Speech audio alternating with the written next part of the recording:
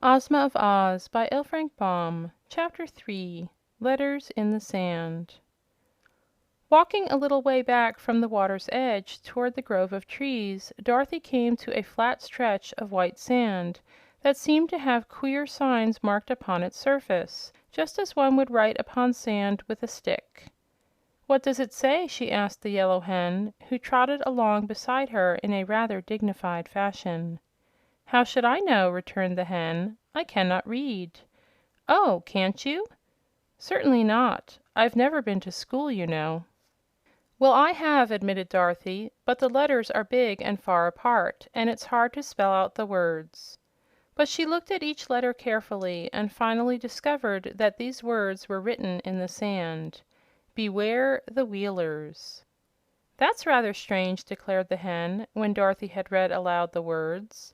"What do you suppose the Wheelers are?" "Folks that wheel, I guess. They must have wheelbarrows, or baby cabs, or hand carts," said Dorothy. "Perhaps they're automobiles," suggested the Yellow Hen. "There is no need to beware of baby cabs and wheelbarrows, but automobiles are dangerous things.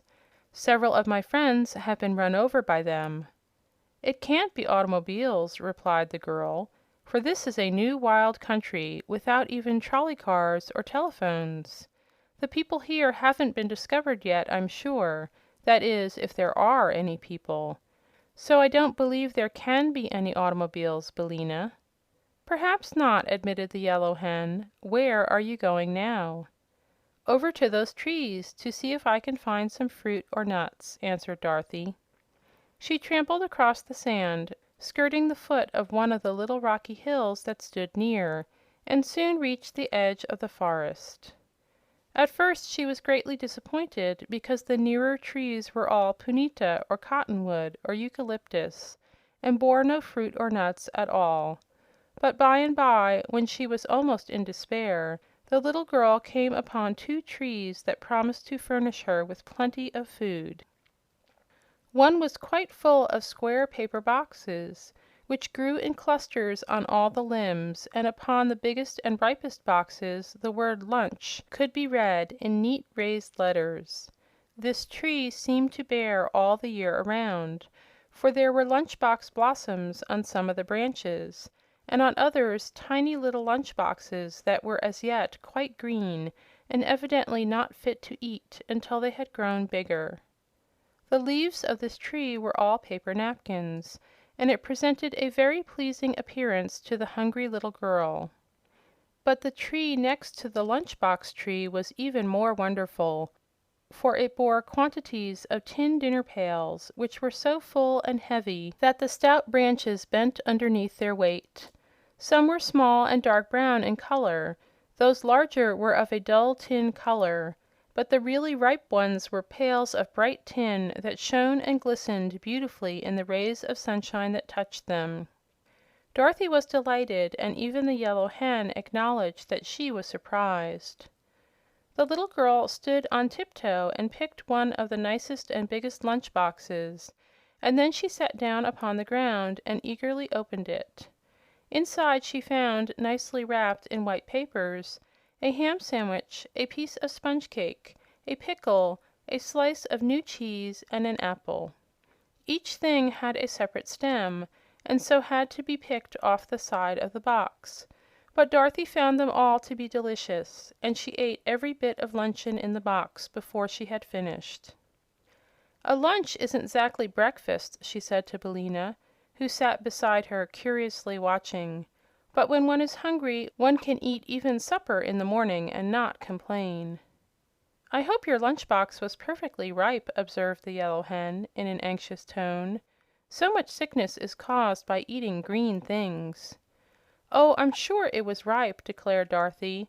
"All, that is, 'cept the pickle, and a pickle just HAS to be green, Billina. But everything tasted perfectly splendid, and I'd rather have it than a church picnic. And now I think I'll pick a dinner pail to have when I get hungry again, and then we'll start out and 'splore the country and see where we are."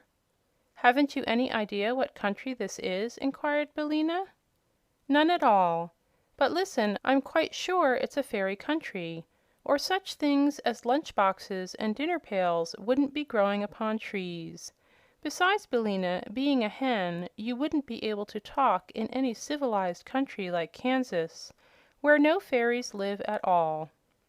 "Perhaps we're in the Land of Oz," said the hen, thoughtfully.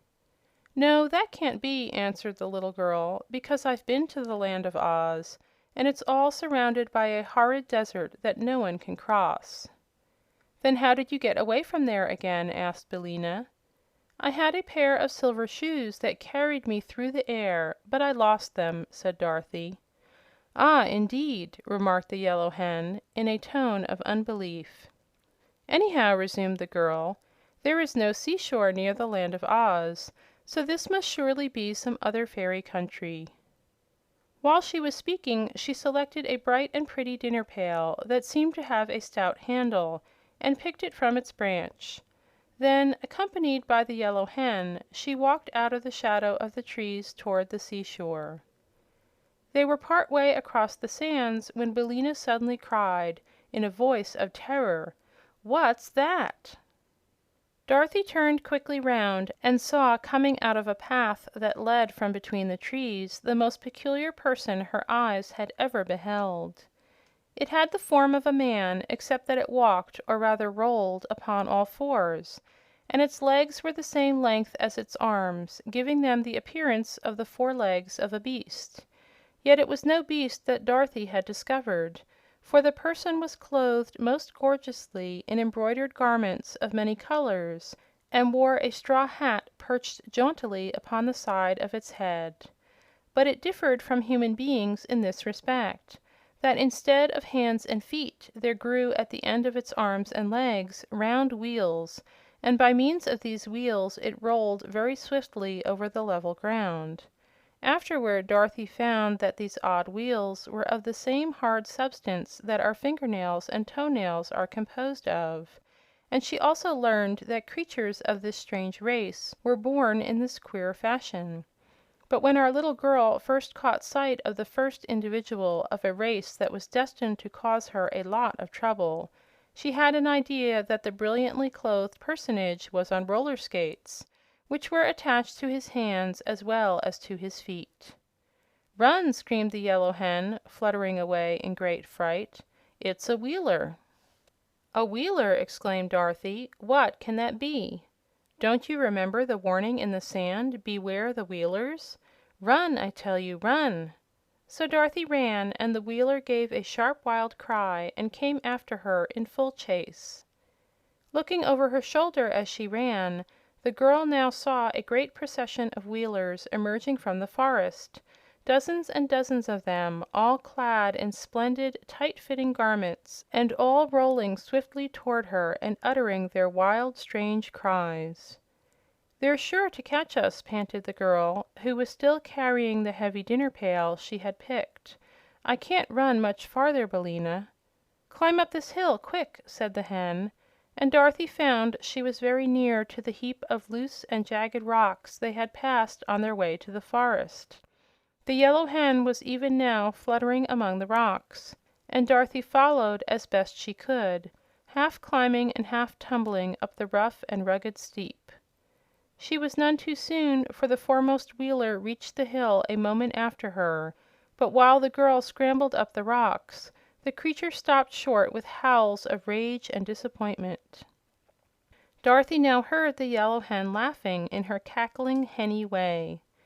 "Don't hurry, my dear," cried Billina. "They can't follow us among these rocks, so we're safe enough now." Dorothy stopped at once and sat down upon a broad boulder, for she was all out of breath.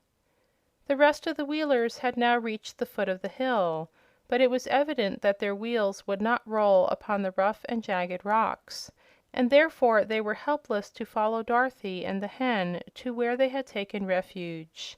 But they circled all around the little hill, so the child and Billina were fast prisoners and could not come down without being captured. Then the creatures shook their front wheels at Dorothy in a threatening manner, and it seemed they were able to speak as well as to make their dreadful outcries, for several of them shouted, "We'll get you in time, never fear! And when we do get you, we'll tear you into little bits." "Why are you so cruel to me?" asked Dorothy.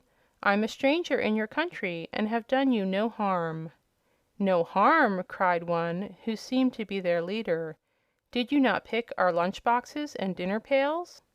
Have you not a stolen dinner pail still in your hand?"